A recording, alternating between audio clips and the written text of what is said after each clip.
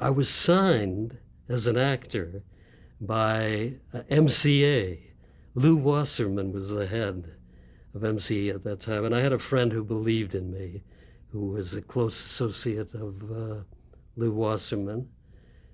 And then film was going to be my career. Did some television shows and appeared in a couple of movies. One with John Wayne and Robert Ryan, and that was quite intimidating. You can imagine, oh, it's a pleasure to meet you, Mr. Wayne and Mr. Ryan. And I also worked with a director named Samuel Fuller, who is a cult. It was a picture called The Steel Helmet, and I had the last scene as a young lieutenant coming in and telling these weary, war-worn soldiers, let's go, you know. And it was a contrast to what they'd been through. Now, from there, I suddenly began to feel this insecurity of, can I make a career as an actor? And I was involved with a woman, and, you know, the question of income, the reality. So I started looking for jobs and did all kinds of, you know, a messenger service, rocket. I worked at the post office.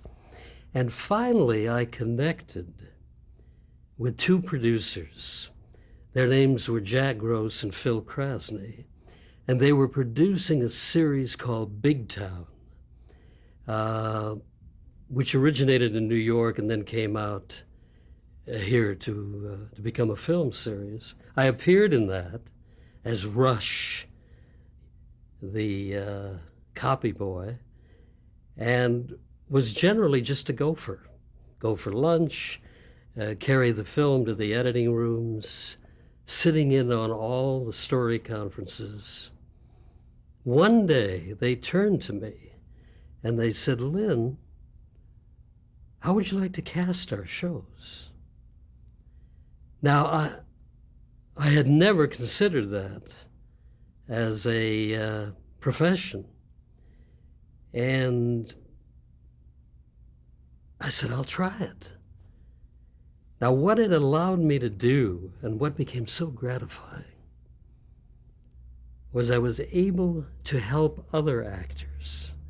And having been through the agony of the process of sitting on the other side of the desk, it became my mission to make actors comfortable and to give them, when I would read with them, to give them something back.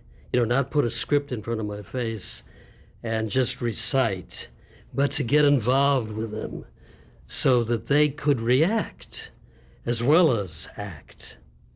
And actors were beginning at that time to come out from New York. The Jack Klugmans and the Martin Landaus, the John Marleys, Carol O'Connor, and they were looking for film because all they had done was theater or live television in New York. So, though I wasn't paying giant salaries, it was pretty much scale plus 10, even scale, it gave them an opportunity to have film to show to other people. And then I would also invite in actors who had been identified with specific kinds of roles and allowed them to explore characters that no one had allowed them to appear in. Was this for Big Town?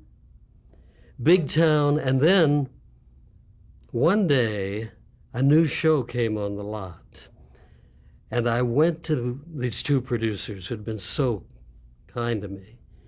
And I said, would you mind if I explored doing other shows? In essence saying, would you mind if I became independent? And they said, no, go ahead. And they gave me the office space. And I went in to meet these people. And I started telling them about my philosophy of new faces and inventive casting and not casting villains, as they had been, but a variety of different concepts. I walked out of there and I said, Lynn, I think you blew it. They probably didn't want to hear that. They did like what I said, and the show was Gunsmoke. And Gunsmoke really launched, gave me credibility. And then Have Gun Will Travel came on the lot. And that started my independent casting career.